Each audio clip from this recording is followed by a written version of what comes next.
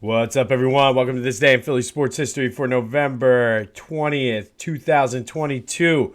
We have a big show today. It is Eagles game day. We will have our preview and our pick. Hopefully, we can bring our record on the picks up to 500 today. We're currently standing at 4-5.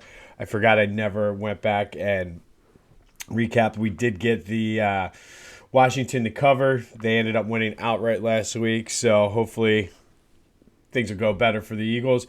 Very excited about today's episode because when I started this back in September, I've had this date circled. I can finally, after 24 years, clear my name.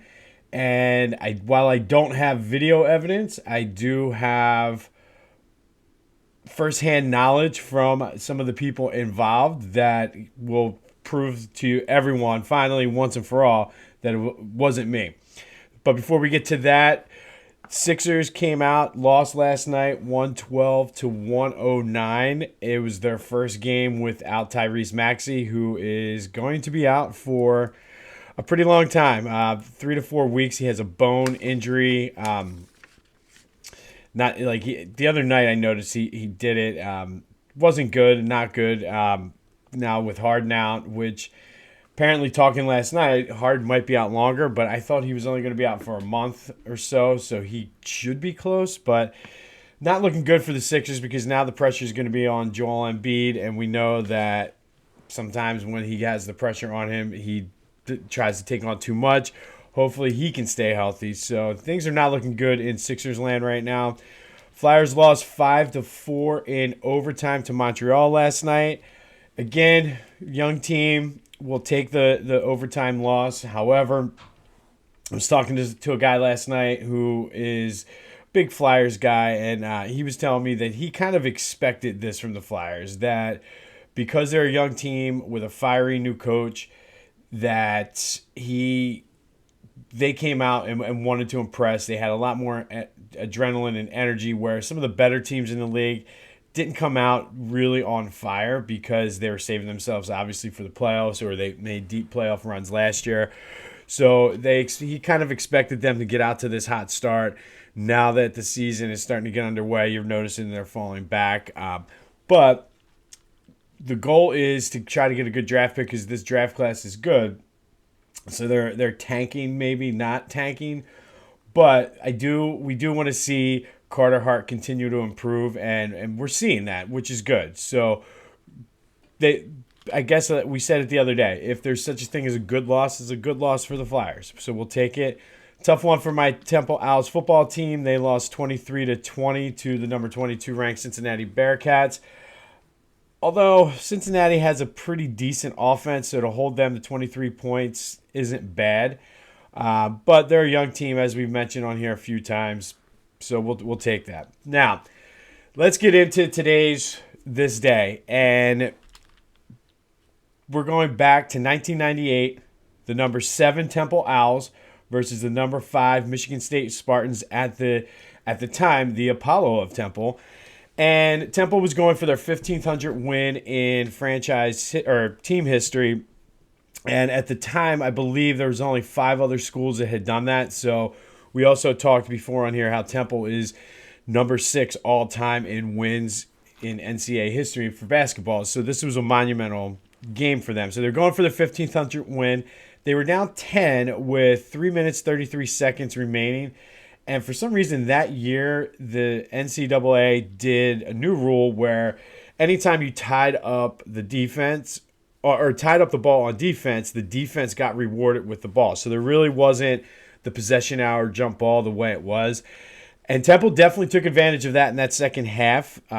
Pepe Sanchez had a couple. I think Lamont Barnes had a couple. So what they were able to do is battle back, take the ball where usually it would have been a jump ball and they probably today would have lost this game. They were able to get the ball back. And it was still back and forth. At the time, Michigan State had Mateen Cleaves, who was a McDonald's All-American. He played in that game. I don't think there was anyone on Temple in that game. They had Karcher was a McDonald's All-American, but I don't think he was from the same class as Mateen Cleaves. But anyway, so there was an inbound pass. Pepe Sanchez They tied him up, so Temple got the ball on the sideline. Pepe shot to the lane on the inbound pass, grabbed it, got fouled going up for the layup, and had 2 shots. This all happened with half a second left. So I remember being in this game, how crazy the crowd was, how fun it was. And so he went to the line, hit both free throws with a half a second, fell back. Michigan State inbounded the ball, game over. Everybody rushed the court. We all did. Now, in the melee and everything that happened, Pepe Sanchez had a mildly sprained ankle and actually missed the next game. Look at me. I'm a pretty big guy. Never been accused of going out and running a 4.40. Somehow, I was one of the first ones out to the opposing foul line when we stormed the court. I 100%, I will own that and admit that. And I remember getting out there, and Pepe was laying on the ground with his fists in the air. And then I think the moment it got to him, he realized, oh, shit, here I am. This 10,000 people are rushing the court, and I'm laying on the ground. So he got up, and I remember I got out there, and I stopped because if my momentum I would have basically belly flopped him. So I remember stopping and just kind of celebrating. And I remember him getting pissed off and standing up when trying to get back to the locker room. In the melee is when he sprained his ankle. I got the blame for it. Me, out of 10,000 people. But I've lived with that for 24 years. Every time it came up, it was me.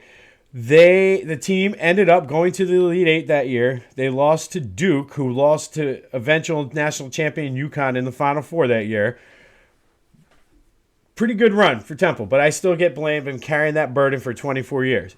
In researching some of the key details going into this for today, I found an article from 2007 from the Temple News where they interviewed Chaney and Pepe Sanchez.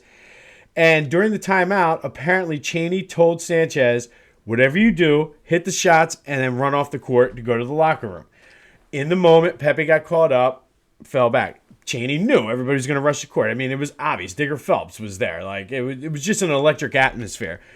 But in the article, basically it implies that he got hurt in the melee going back to the locker room because he couldn't get off the court. Not because I was the first one out there and jumped on him, which I didn't, but walking back to the court or the locker room after everybody rushed the court. And it was insane. Somehow I ended up underneath the stadium where the buses come in. I have no clue. So for the first time in 24 years, I can finally definitively say I have proof. November 6th, I think, 2007, November 7th, 2007 issue of the Temple News. You can look it up online. Just do a Google search, Temple, Michigan State, 1998 Temple News.